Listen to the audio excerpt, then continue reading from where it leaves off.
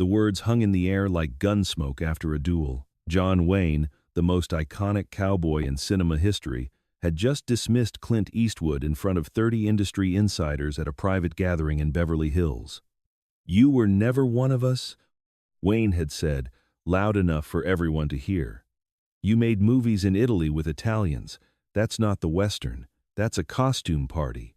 Eastwood set down his drink. The room went silent. Two generations of American masculinity were about to collide, and nobody present would ever forget what happened next. This was 1972.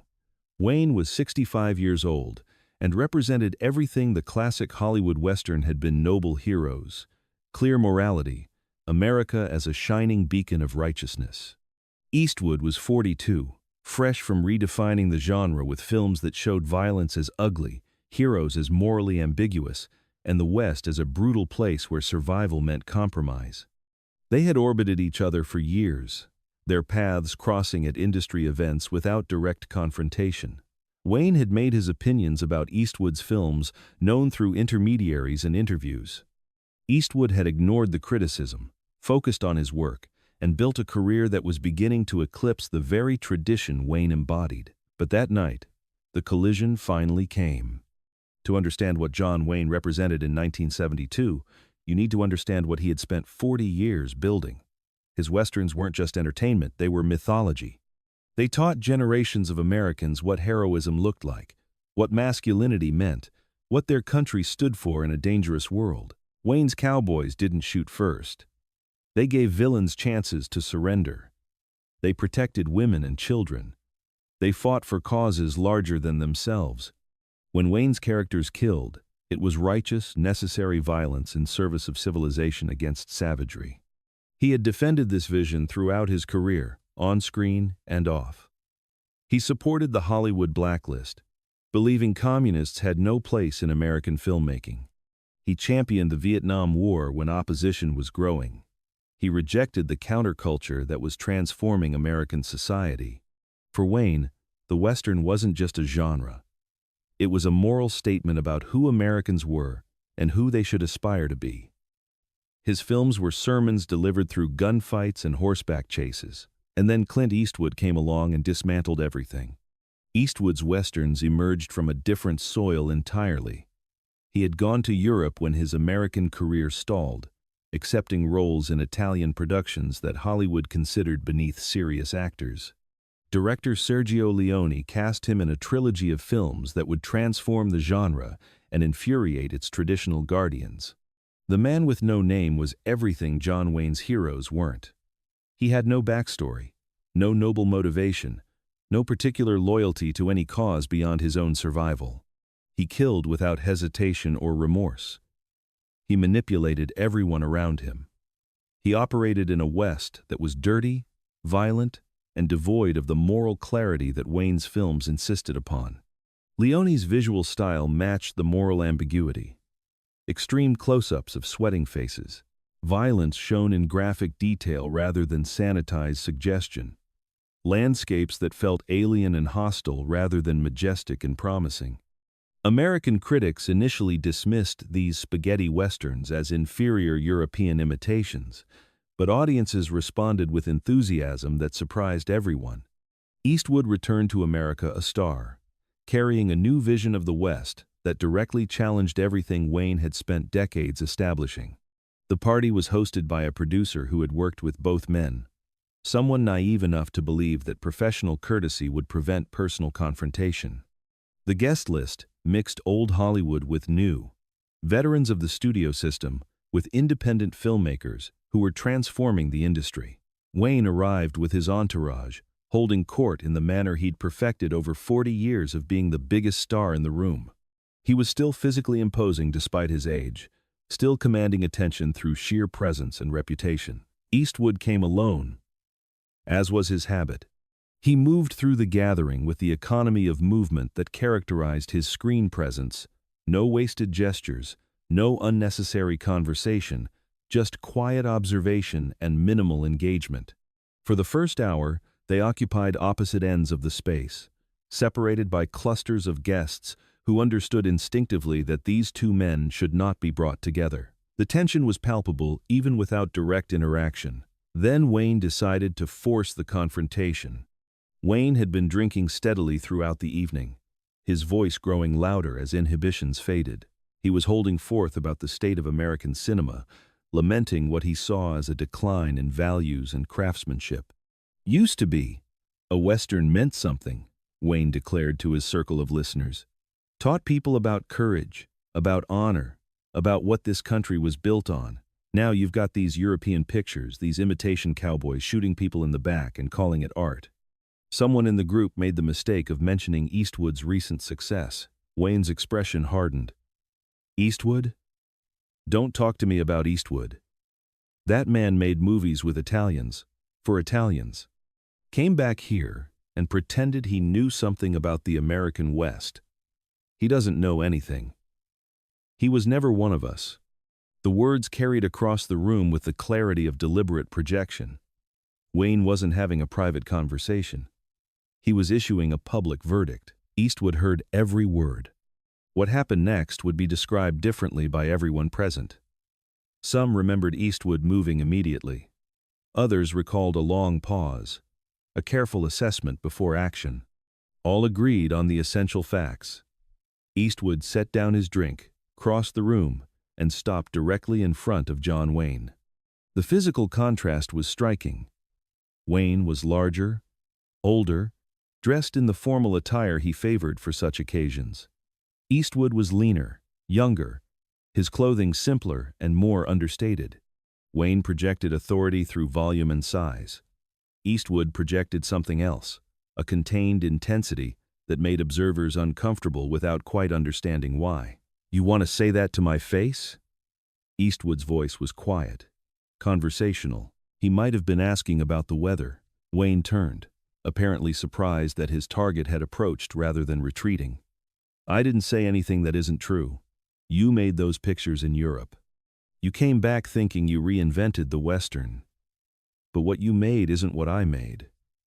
It's something else." "You're right about that," Eastwood said. "It is something else. Something audiences seem to prefer." The room had stopped. Conversations died mid-sentence. Glasses paused halfway to lips. 30 people held their breath, while two definitions of American masculinity faced each other. Wayne's face flushed. The dismissal he'd expected Eastwood walking away, accepting the insult, acknowledging the older man's authority wasn't happening. Instead, he faced someone who showed no intimidation, no deference, nothing but that unsettling calm. "Audiences don't always know what's good for them," Wayne said. "My pictures taught people something, showed them what real heroes look like. What you make, it's just violence. No morality, no meaning. Just men shooting each other for money." "Your pictures taught people fairy tales," Eastwood replied. "Pretty stories where good always wins and bad always loses. Real West wasn't like that. Real violence isn't like that. People know the difference, Duke. That's why they're tired of being lied to." Wayne stepped closer, using his size the way he'd used it in countless films, physical presence as intimidation. "You calling me a liar?" Eastwood didn't step back. "I'm calling your version of the West a fantasy. A nice fantasy, maybe. Comfortable. But fantasy just the same. The world's changed. The Western has to change with it, or die."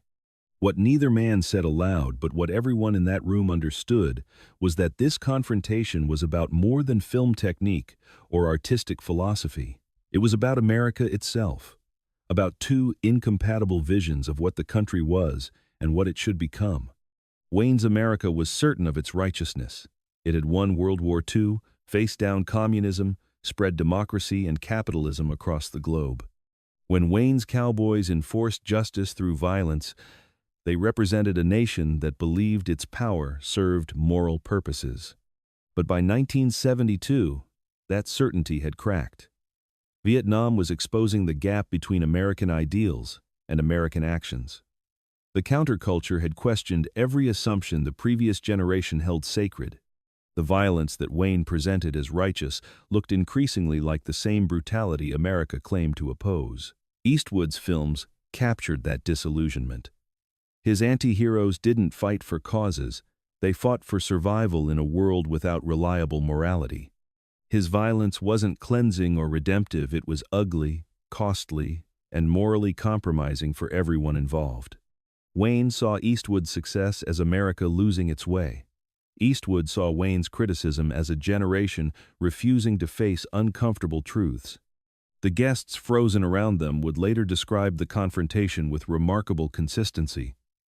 The tension that seemed physical, like electrical charge building before lightning. The way neither man blinked or looked away. The sense that genuine violence was possible. The two actors, famous for simulated gunfights, might engage in actual combat.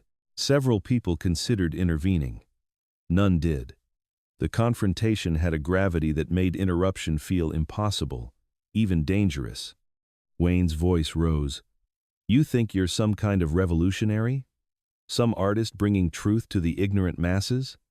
You're a television actor who got lucky in Europe? That's all you are. That's all you'll ever be." Eastwood's voice stayed level. "And you're a man who's been playing the same part for 40 years. Same hat, same walk, same speech about American values? The world moved on, Duke. You didn't notice because everyone around you was too polite to mention it." Someone in the crowd gasped audibly. Speaking to John Wayne this way, dismissing his entire career as irrelevant, violated every rule of Hollywood hierarchy. Eastwood was a successful star, but Wayne was a legend. Legends were treated with deference, even by their peers. Eastwood apparently hadn't received that memo. What happened next surprised everyone, including possibly the participants themselves. Wayne laughed. Not a forced laugh or a bitter one. A genuine, surprised laugh, as if Eastwood had done something unexpectedly impressive. "You've got nerve. I'll give you that," Wayne said. His voice had shifted, some of the hostility draining away. "Most men would have walked away when I said what I said. Wouldn't have had the guts to come over here and push back. I'm not most men," Eastwood said simply. "No, you're not." Wayne studied him with new interest. "I still think your pictures are wrong. Think they show something ugly about people when they could show something hopeful. But I can respect a man who stands his ground." Eastwood considered this. "I can respect a man who believes in what he's selling, even if what he's selling is outdated." Outdated.